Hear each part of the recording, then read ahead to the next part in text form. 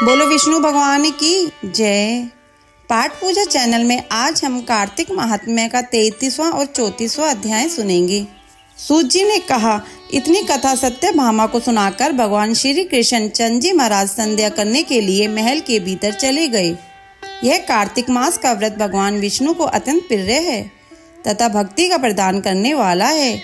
रात्रि जागरण, प्रातःकाल का स्नान, तुलसी वट, सिंचन, उद्यापन और दीपदान, यह 5 कर्म भगवान विष्णु को प्रसन्न करने वाले हैं, इसलिए इनका पालन अवश्य करना चाहिए। ऋषियों ने कहा, भगवान विष्णु का प्रिय, अधिक फल का देने वाला, शरीर के रोम रोम को प्रसन्न रखने वाला, इतिहास पूर्वक जो कार्तिक महात्म्य आपने कहा है, मोक्ष की चाहना करने वाला या भाग्य के इच्छुक मनुष्य को यह व्रत अवश्य करना चाहिए। किंतु हम एक बात आपसे पूछना चाहते हैं, वह यह है कि यदि कार्तिक मास का व्रत करने वाला किसी संकट में फंस जाए या वह जंगल में हो अथवा वह किसी रोग के ग्रस्त हो जाए तो फिर वह कार्तिक का व्रत किस प्रकार करे, क्योंकि यह विष्णु भगवान का अतिशय प्रिय तथा मुक्ति भक्ति प्रदान करने वाला व्रत किसी प्रकार भी नहीं छोड़ना चाहिए। श्री सूत जी ने उत्तर दिया, यदि कार्तिक व्रती किसी संकट में फंस जाए तो वीरता के साथ भगवान शंकर तथा भगवान विष्णु के मंदिर में जाकर जागरण अवश्य करें। यदि भगवान शंकर का मंदिर या भगवान विष्णु का मंदिर पास में न हो तो जिस किसी भी देवता का मंदिर पास में हो उसमें जाकर रात्रि जागरण करें। अगर घना जंगल हो तो फिर पीपल के वृक्ष के नीचे अथवा तुलसी के वन में जाकर जागरण करें। भगवान विष्णु की मूर्ति के सम्मुख बैठकर भगवान विष्णु का कीर्तन करें। ऐसा करने से 1000 गौओं के दान के बराबर फल मिलता है। जो व्यक्ति विष्णु के कीर्तन में बाजा बजाता है उसको बाजपेय यज्ञ के बराबर फल मिलता है। और हरि कीर्तन में नृत्य करने वाले प्राणी को समस्त तीर्थों में स्नान करने वाला फल मिलता है। किसी संकट के समय या रोगी हो जाने पर और यदि जल न मिल सके तो केवल भगवान विष्णु के नाम मात्र से मार्जन ही कर ले। यदि उद्यापन न कर सके तो व्रत की पूर्ति के लिए केवल ब्राह्मणों को भोजन ही करा देवे, क्योंकि ब्राह्मणों के प्रसन्न होने से भगवान विष्णु जी प्रसन्न रहते हैं। यदि आप दीपदान न कर सकें तो दूसरे के दीप की वायु आदि से भली भांति रक्षा करें। और यदि तुलसी का पौधा पास न हो तो वैष्णव ब्राह्मण की ही पूजा कर लेवें, क्योंकि भगवान विष्णु सदा अपने भक्तों के निकट ही रहते हैं।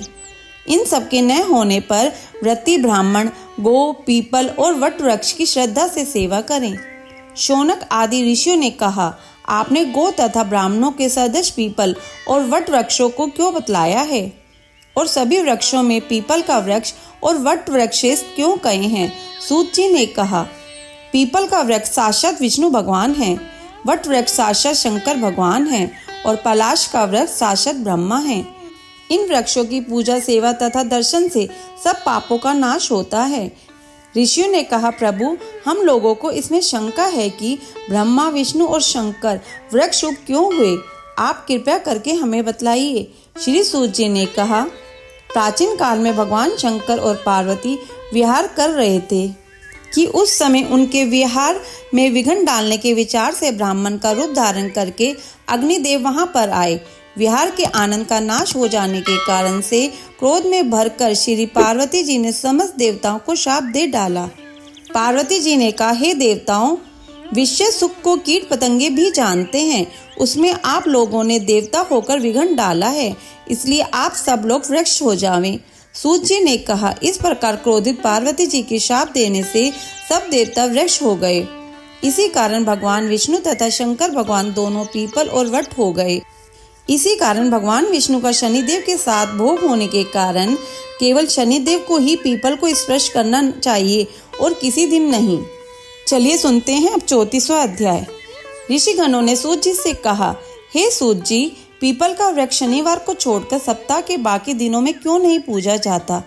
सूत जी ने कहा, समुद्र का मंथन करने से जो रत्न देवताओं को मिले थे उनमें से देवताओं ने लक्ष्मी और कौस्तुभ मणि भगवान विष्णु को दे दी थी। विष्णु भगवान जब लक्ष्मी से विवाह करने के लिए तैयार हुए तो लक्ष्मी ने कहा, प्रभु, जब तक मेरी बड़ी बहन का विवाह नहीं हो जाता आप मुझ छोटी बहन से विवाह कैसे कर सकते हैं? इसलिए आप पहले मेरी बड़ी बहन का विवाह कीजिए, बाद में फिर मुझसे विवाह कीजिए। क्योंकि यह प्राचीन नियम है। सूत जी बोले, लक्ष्मी के ऐसे वचन सुनकर भगवान विष्णु ने लक्ष्मी की बड़ी बहन का विवाह उदालक ऋषि के साथ कर दिया। वह लक्ष्मी बड़ी क्रूर थी। बड़ा मुख, चमकते हुए दांत, वृद्धा के समान शरीर, बड़े बड़े लाल नेत्र और रूखे बाल। महिष उदालक भगवान विष्णु के आग्रह पर उससे विवाह कर उसके वेद मंत्रों की ध्वनि से गुंजाते हुए अपने आश्रम में ले आए। वेद ध्वनि से गुंजित हवन के पवित्र धुएं से सुगंधित मनोहर ऋषि आश्रम को देखकर बहुत दुखी हुए। उसने महिष उदालक से कहा, इस आश्रम में वेद ध्वनि हो रही है, अतः यह स्थल मेरे रहने योग्य नहीं है। अतएव तुम मुझे किसी दूसरी जगह ले चलो। उसकी बात सुनकर महिष उदालक ने कहा, तुम यहाँ पर क्यों नहीं रह सकती और तुम्हारे रहने के योग्य दूसरी जगह कौन सी है, यह मुझे बतलाओ। लक्ष्मी ने कहा, जहाँ पर वेद ध्वनि होती है, अतिथियों का सत्कार होता है, यज्ञ आदि होते हैं, उस स्थान पर मैं नहीं रह सकती। जहाँ पर पति पत्नी का आपस में प्यार हो, पितरों के निमित्त यज्ञ होते हों, देवताओं का पूजन होता हो, वहाँ पर मैं नहीं रह सकती।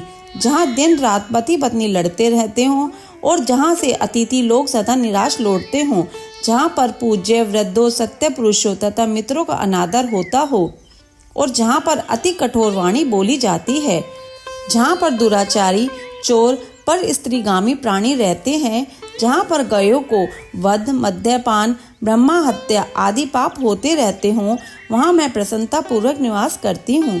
सूत जी ने कहा, इस प्रकार लक्ष्मी के वचन सुनकर महिष उदालक का मुख मलिन हो गया। वह उस बात को सुनकर चुप रह गए। थोड़ी देर तक चुप रहने के पश्चात उन्होंने उससे कहा, अच्छा, तुम्हारे लिए ऐसा ही स्थान खोजूंगा। अतः मैं जब तक तुम्हारे लिए ऐसा स्थान ढूंढकर न आऊं, तब तक तुम इसी पीपल के नीचे चुपचाप बैठी रहो। सूत जी ने कहा। महिष उदालक उसको पीपल के नीचे बिठाकर स्वयं उसके रहने योग्य स्थान ढूंढने के लिए निकले। लेकिन जब वह बहुत काल तक प्रतीक्षा करने पर भी वापस नहीं लौटे तो लक्ष्मी रोने लगी। उसको बुरी तरह से रोना श्री लक्ष्मी जी ने बैकुंठ में भी सुना। अपनी बहन का रोना सुन लक्ष्मी जी व्याकुल हो गई। उन्होंने दुखी हो भगवान विष्णु से कहा, प्रभु, मेरी बड़ी बहन लक्ष्मी पति के त्याग देने से अत्यंत दुखी हो गई। हे नाथ, यदि मैं आपकी प्रिय पत्नी हूँ तो आप उसे आश्वासन देने के लिए उसके पास जाइए। लक्ष्मी जी की प्रार्थना सुनकर कृपा सिंधु भगवान लक्ष्मी जी को साथ लेकर उस पीपल के पास गए जिसके नीचे लक्ष्मी बैठी रो रही थी। उसको आश्वासन देते हुए भगवान विष्णु ने कहा, हे लक्ष्मी, इसी पीपल की जड़ में तुम सदा सदैव के लिए निवास करो, क्योंकि मेरे ही अंश से इसकी उत्पत्ति हुई है और इसमें मेरा निवास रहता है।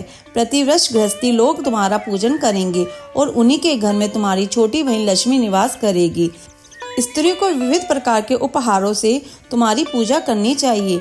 मनुष्यों को चाहिए कि वह पुष्प, धूप, गंध आदि से तुम्हारी पूजा करे, तभी लक्ष्मी उन पर प्रसन्न होगी।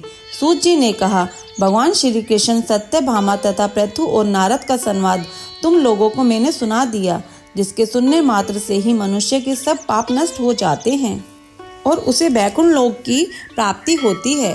तुम लोगों को जो कुछ पूछना हो पूछ सकते हो, उसे भी मैं विस्तार पूर्वक कहूँगा। सूत जी की बात सुनकर शौनक आदि ऋषि महेश थोड़ी देर तक प्रसन्नचित्त वहां बैठे रहे। पश्चात श्री बद्रीनारायण जी के दर्शन करने के लिए चले गए।